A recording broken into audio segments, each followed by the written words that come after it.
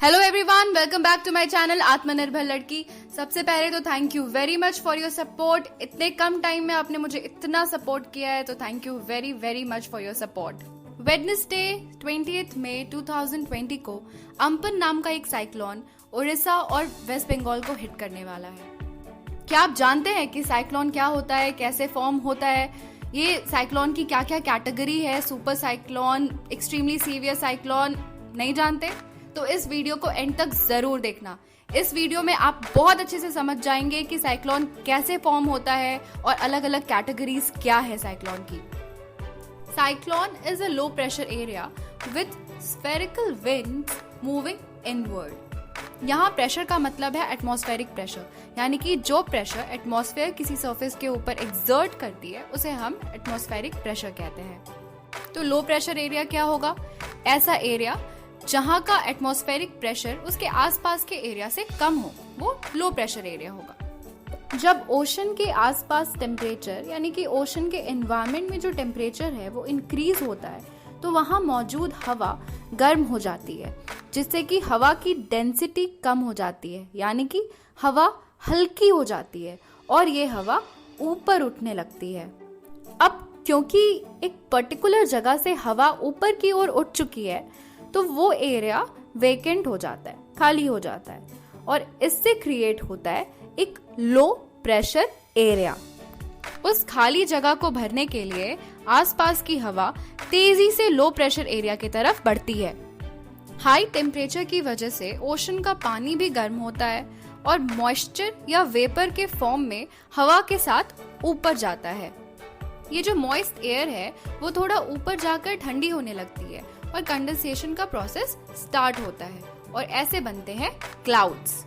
ये जो प्रोसेस है ये बार बार रिपीट होती है और क्लाउड्स इवेंचुअली हैवी हो जाते हैं और फिर रेनफॉल होती है। तो अब क्या हुआ? क्योंकि कंडेंसेशन हुआ और जो वाटर वेपर था वो गैसियस स्टेट से लिक्विड स्टेट में कन्वर्ट हुआ, तो एक हीट रिलीज होगी जिसको हम लेटेंट हीट कहते हैं।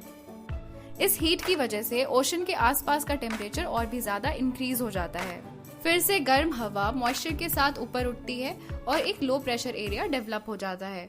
जितनी तेजी से ये प्रोसेस होता है उतनी ही तेजी से प्रेशर घटता है, और जितना लो प्रेशर होगा उतनी ही ज्यादा हाई स्पीड होगी विंड की।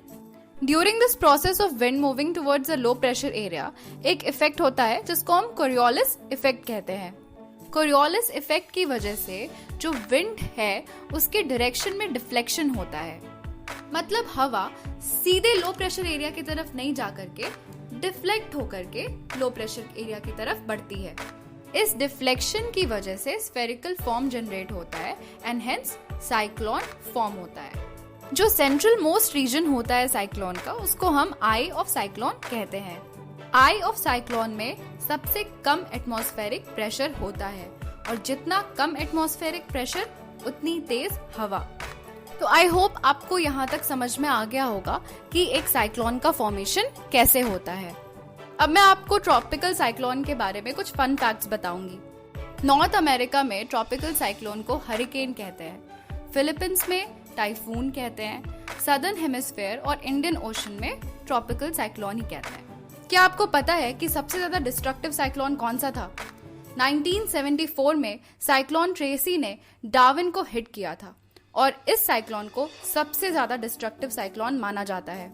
अमेरिका में साइक्लोन को फीमेल नाम दिया जाता है, जैसे कि कैटरीना, इर्मा एटसेट्रा। दुनिया का डेडलीस्ट साइक्लोन है भोला नाम का साइक्लोन। 8 नवंबर 1970 में ये एक डिप्रेशन के फॉर्म में बे ऑफ बंगाल में इमर्ज हुआ था, और फिर इसने पाकिस्तान को हिट किया और ऑलमोस्ट पाकिस्तान को डिस्ट्रॉय कर दिया था। इस नेचुरल हजार्ड की वजह से 5 लाख लोगों की डेथ हुई थी। सेकेंड डेडलीस्ट साइक्लोन है साइक्लोन इंडिया, जो कि 1839 में आया था। 20 मई 2020 को जो साइक्लोन इंडिया को हिट करने वाला है उसकी स्पेलिंग है AMPHAN, बट इसका प्रोनाउंसिएशन है अम्पन। अम्पन साइक्लोन का नाम थाईलैंड ने 2004 में दिया था और इसका मतलब है स्काई। तो आप सुन रहे होंगे कि ये अम्पन साइक्लोन जो है वो एक सुपर साइक्लोन है या एक्सट्रीमली सीवियर साइक्लोन है। तो क्या है ये सब? ये कैटेगरीज होती हैं साइक्लोन की। इंडियन मेट्रोलॉजिकल डिपार्टमेंट ने साइक्लोन को 7 कैटेगरीज में डिवाइड किया है depending upon the wind speed. सबसे पहले होता है डिप्रेशन, जिसकी wind speed 31 kilometre per hour से 50 किलोमीटर पर आवर की होती है। फिर डीप डिप्रेशन, विंड स्पीड होती है 51 किलोमीटर पर आवर से 62 किलोमीटर पर आवर। फिर आता है साइक्लोनिक स्टॉर्म, जिसकी विंड स्पीड होती है 63 kmph to 88 kmph। After that severe cyclonic storm, जिसकी विंड स्पीड होती है 89 kmph to 117 kmph। उसके बाद very severe cyclonic storm with wind speed of 118 kmph to 165 kmph।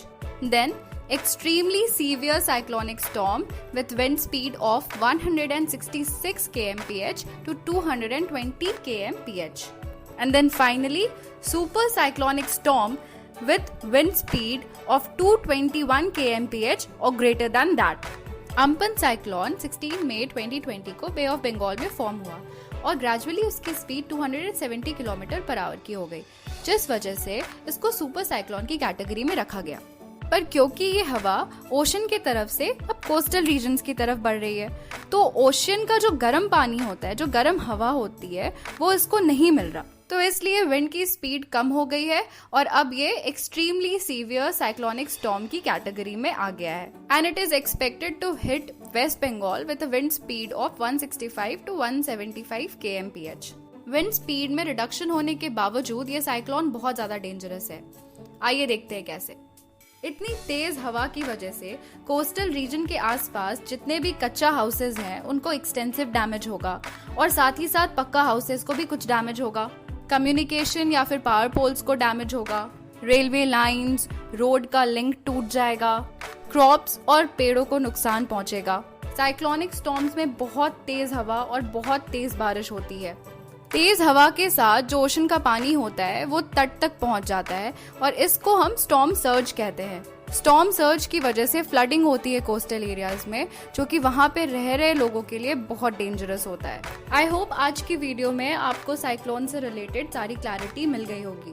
अगर आपको ये वीडियो पसंद आई हो तो वीडियो को लाइक करना मत भूलिएगा। अगर आपने इस वीडियो से कुछ इन्फॉर्मेशन गेन किया हो तो वीडियो को शेयर जरूर करिएगा। मेरे चैनल को सब्सक्राइब नहीं किया है तो subscribe to my channel and also don't forget to hit the bell icon, क्योंकि अगर आप घंटी नहीं बजाओगे तो आपको मेरे वीडियोस की नोटिफिकेशन नहीं आएंगी।